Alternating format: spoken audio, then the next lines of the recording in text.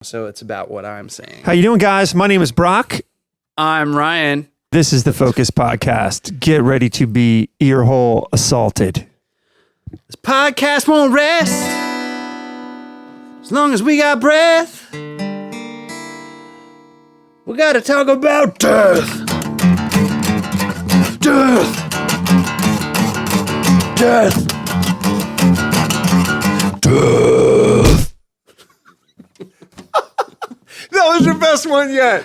Seriously, that was the best one yet. Even me. Here you go, Ryan. This is what you deserve for that. Come on, people. Come on. That was music. That's laying yourself on the That altar. was music. No, that was really great. Thank you. Yes. That was just a sample of what I used to play when I was a So teenager. that was the high school band, huh? Yeah, pretty much. Yeah? I was the melodic part, and then There was the screamer. and then there was the guy that played the drums and go. Man, I'll- they I'll- sold a lot of tickets at the YMCA. I'll tag him in this. Welcome to the podcast. Again, there's no child in this or washboard. What did we have last week? That was our Noah was bells here. and whistles. Noah sat here. No Noah, no youth juice. We're going to start a new segment on this podcast called The Word of the Day with Brock Lawley. Yeah. Youth Juice is a candidate for Word of the Day, for sure. So is Underbelly. Underbelly in the staff meeting earlier today, he used Underbelly Twice. a minimum of Not once, but dose. 2 different times. Underbelly. Either time probably was it appropriate. Yeah, it didn't need to be used Either But see, time. I'm going to make a case for myself here. You guys be the judge, jury, and verdict. Now, when you get hired at a church, like all places, say where you work, they have a lexicon. Am I allowed to use the word lexicon? They have a way of speaking. They have a vernacular that everybody tosses around. Well, You know so many words. So does a church, right? So does a church. But mine is just mocked mercilessly. And so now if I'm not saying the right pastor things, you just get mocked, you get made fun of. Is utter, as we say in the pastor world, malarkey. As they say in the pastor world. This is See what I malarkey. mean? There's no secret language that here's the thing. There is. This is all smokescreen.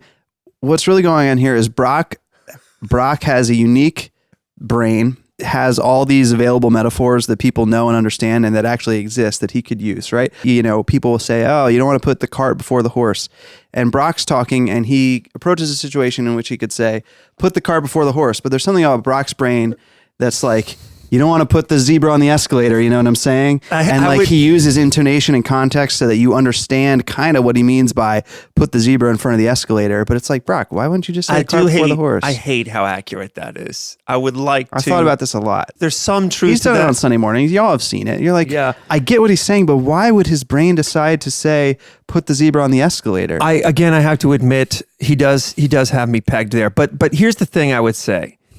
Life can be boring, right? Sometimes life can be boring. You go through the same day. Sometimes you feel you're on a treadmill, right? People wearing Sometimes you the feel same like clothes. you're just a They're saying zebra, the same things. just trapped on an escalator. Sometimes you're just a zebra trapped on an escalator. The thing you have to think about is this little thing we call language. This is the spice of life. Why do we have to keep taking 4 right-hand turns around the same neighborhood every single time? See, you like how Because, I did that? Brock, You don't have to do that. There's lots of ways to say things. The King's English is bright. shared language by definition is like a shared means of communication, and it's premised on the fact that the parties involved understand what is meant by these words that are being used, and you're taking it upon yourself every day to just reinvent the English language, bit by bit. I have no Pied Piper. You will not accuse me of being a conformist. What is he saying? Like this video, if you consistently have trouble following Brock's metaphors, No, his don't do that. Brockaphores. I'm so afraid of how many likes it'll get. Don't do that. The man makes a strong case, but It's as fun. do I. It's and fun, truth but is somewhere anyways, in the we're middle. gonna have a new segment called the what was it? The Word of the Day. That is a good idea, where by the we way. pick a ridiculous metaphor Brock has invented. I see the world differently. You see zebras on escalators. Here's what my grandfather said. He saw the podcast last week. He said, really liked the song, had an Appalachian flair to it. And then he said, I can tell that the video is pretty heavily edited. And then he said, it could stand to be edited a little bit more. Okay, so the 2 landmines in this sermon series, in my mind, were sin and death. Really? Well, I'm just saying, when I looked through the titles, I thought, it's going to be interesting. To just have a week of like, come to church. Yes. Death Yes. is what people are getting hit with. Yes. 2 things. I really, really thought when I saw your name next to sin, I thought that was appropriate.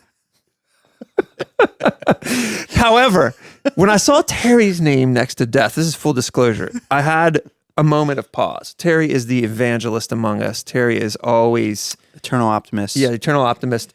But I thought he did a great job. Pineapples on his shirt. Exactly. For Christianity, really, I mean, the cross is the symbol, right? It's something that he mentioned. And so much of what we believe and talk about is centered around the death of Jesus. And we focus primarily on the positive effects of that death in terms of salvation from sins. But it's still like a brutal reality in and of itself. Right. And so then all kinds of questions come out of that of like, what, like, why was this the mechanism by which salvation was brought and people were reconciled? Why? It's brutal, you know. It's like they're the paradox there of death and resurrection at the heart of the Christian faith. That like death and resurrection then is a template for so much of what we do and believe as Christians. So as much as you would say it's a landmine, I guess that's true. I understand the way in which that would be the case. It's bothered me. I have a real heart for the elderly, and it's always bothered me that we compartmentalize the sick and the wounded and the aging and all this stuff in our society. I talked to this one kid one time when he came back from a mission trip, and he told me the one thing that really impacted him was death was actually everywhere. So there would be sickness within eyesight. There would be death within the purview of a child's eyes and all this different stuff. And I remember it just being such a weird takeaway from a mission trip. But the way he spun that was he saw his faith anew. He saw the value of life anew. The fact that death is it's inevitable for all of us, even if we have enough money and convenience to relegate it to obscurity.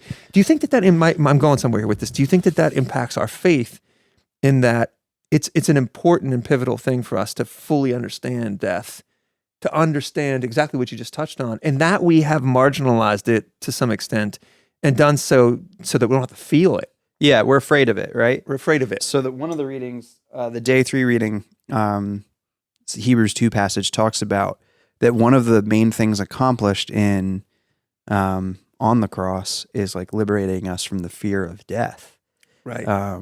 Which humans are plagued by. Yeah, and it's natural. Death is death feels unnatural to us, and I think to some degree it should. But I think part of that too is yes, we live in a culture where we're inoculated from it.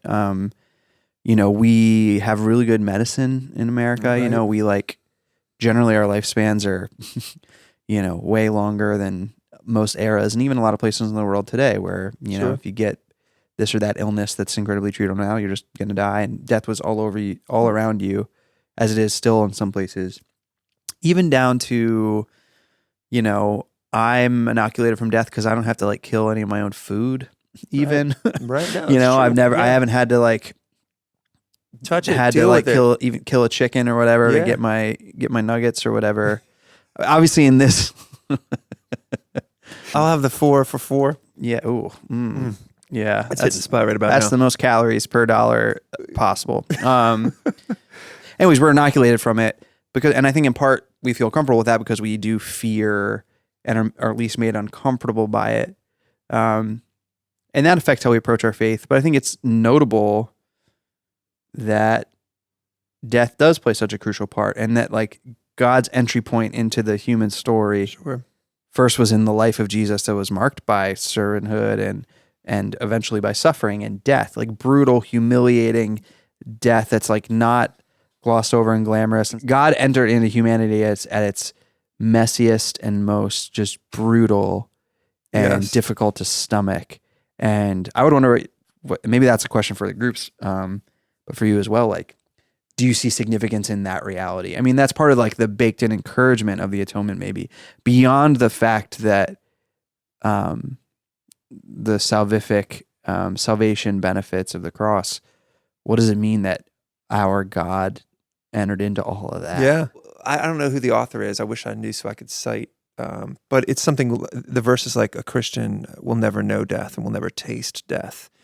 And you said that on Sunday. I love that. I love that turn of phrase because I think of, and this is just my mind's like spinning out in curiosity, but I love like these passages like Stephen.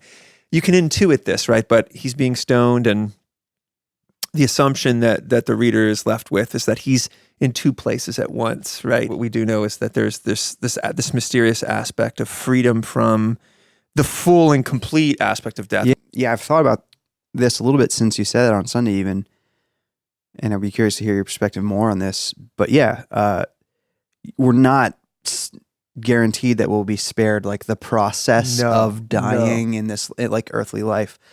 That being said, today, I don't live with the mindset of like that I'm going to ever die or really experience death as like as a true finality and a true like closing the book, which that's the real horror of death, is not necessarily the process as much as like what comes after it is like the horror for us is the idea of a human life just like ending. You can tell who is a Christian and who is not a Christian based on a hospital environment when a person is about to leave this earth by the reaction of their family, their friends, and then them. And I think that is so potent and so powerful and so telling of all the stuff that we're touching on, which is, death does come to all of us. All the trappings around that are different if you know Jesus. Literally everything from the hope of the people that love you. We could list the litany of reasons, but that's so powerful and such a real, tangible expression of our faith. And all the more reason not to sidestep this subject matter of death, because within it,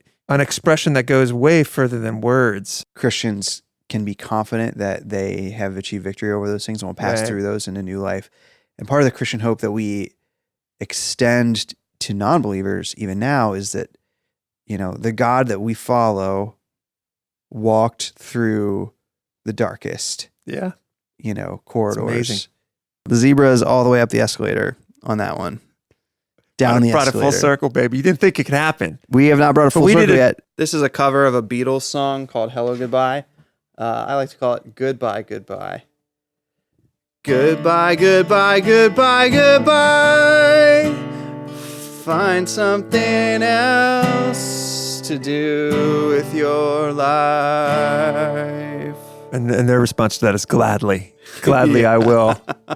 Roll credits.